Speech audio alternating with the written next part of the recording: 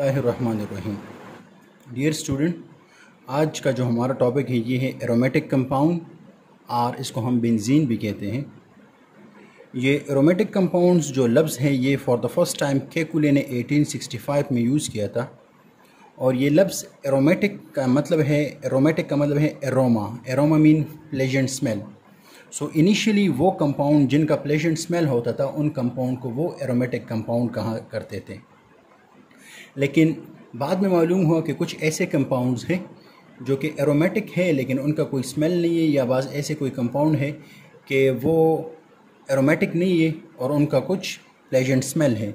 तो इसकी वजह से फिर ये डिफिनीशन चेंज हुआ और एरोमेटिक कंपाउंड को आजकल हम जो कहते हैं कि एरोमेटिक कंपाउंड क्या है, वो बेंजीन असल में जो है वो है बेंजीन और उसके जो डेरिवेटिव्स है उसको हम एरोमेटिक कंपाउंड कहते हैं। अच्छा, सो एरोमेटिक कंपाउंड, ये जो टर्म है एरोमेटिक कंपाउंड, ये यूज़ होता है for the compound contain one और more benzene ring in a molecule. किसी भी मॉलिक्यूल में जब बेंजीन का रिंग मौजूद हो, एक रिंग मौजूद हो या एक से ज़्यादा बेंजीन के रिंग मौजूद हो। बेंजीन का रिंग कौन सा रिंग होता है वो इंशाल्लाह आगे हम आके इसको मैं एक्सप्लेन भी करूँगा। ये वाला रिंग या इसके और भी स्ट्रक्चर है, इस तरह का रिंग जिस मालिक्यूल में मौजूद होगा तो उन मालिक्यूल्स को हम कहेंगे एरोमेटिक कंपाउंड, उसको हम कहेंगे। एरोमेटिक कंपाउंड को हम एरीन्स भी कहते हैं, फॉर एग्जांपल बेंजीन्स, ठीक है, नेफ्थलीन्स। तो एरोमेटिक कंपाउंड को हम दूसरा नाम जो कहते हैं दैट इज़ एरीन्स। और सबसे जो फ्रीशियस डिफिनीशन है एरोमेटिक कंपाउंड का वो ये है कि एरीन्स एंड देयर डेरिवेटिव्स, या हम ऐसे भी कह सकते हैं कि benzene and their derivatives. So लेकिन जो मोस्टली ब्रॉड डिफिनीशन है एरोमेटिक कंपाउंड का वो ये है कि arenes and their derivatives are known as aromatic compound, ठीक है।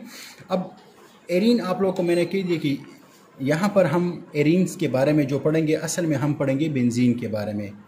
तो बेंजीन क्या है, इसका फार्मूला है C6H6।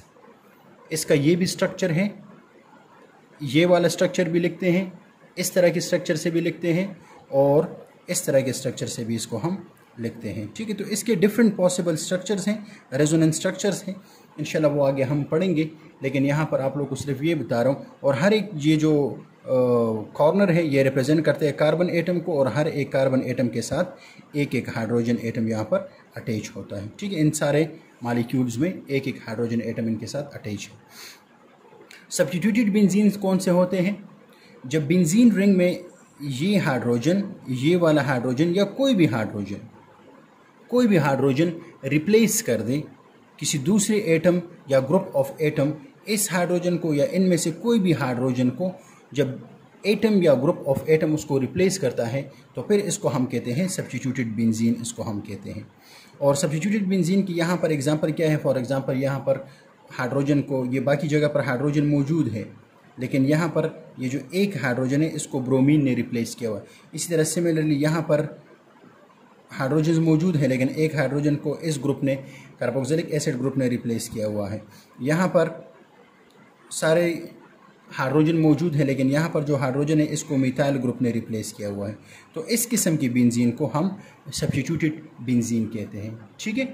तो डियर स्टूडेंट, हम नेक्स्ट लेक्चर में मिलते हैं और उस लेक्चर में मैं आप लोगों को बेंजीन के नोमेनक्लेचर के बारे में और बेंजीन के अदर जो प्रॉपर्टीज़ हैं उसके बारे में आप लोगों को मैं एक्सप्लेन करूँगा, ठीक है। यहाँ तक अगर किसी को समझ नहीं आया हो कि एरोमेटिक लफ्ज़ का मतलब क्या है और एरोमेटिक असल में इसको हम क्यों कहते हैं तो आप लोग पूछ सकते हैं, ठीक है।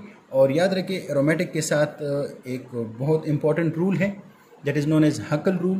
तो हकल रूल्स तो आप लोगों के कोर्स में नहीं है FSC लेवल पर, लेकिन अगर ज़रूरत आए तो आगे इंशाल्लाह मैं इसको एक्सप्लेन भी करूँगा, जिसमें पाई इलेक्ट्रॉन के बेस पर हम एरोमेटिक कंपाउंड को डिफ़ाइन करते हैं। लेकिन चले फिर ये लेक्चर थोड़ा लेंथी हो जाएगा, यहाँ तक इतना ही। इंशाल्लाह मिलते हैं नेक्स्ट लेक्चर में। अल्लाह हाफ़िज़।